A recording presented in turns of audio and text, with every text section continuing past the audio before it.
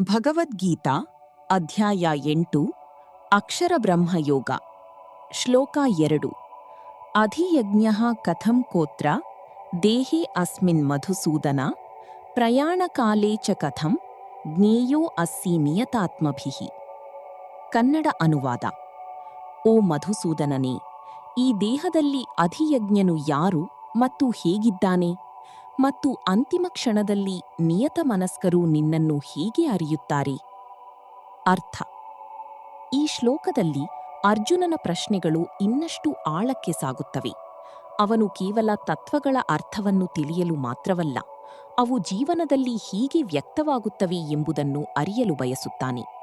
ವಿಶೇಷವಾಗಿ ದೇಹದೊಳಗೆ ಅಧಿಯಜ್ಞನ ಸ್ಥಾನವೇನು ಮತ್ತು ಮರಣದ ಅಂತಿಮ ಕ್ಷಣದಲ್ಲಿ ಸಾಧಕನು ಪರಮಾತ್ಮನನ್ನು ಹೀಗೆ ಸ್ಮರಿಸಬೇಕು ಎಂಬ ಪ್ರಶ್ನೆ ಅವನಿಗೆ ಮೂಡುತ್ತವೆ.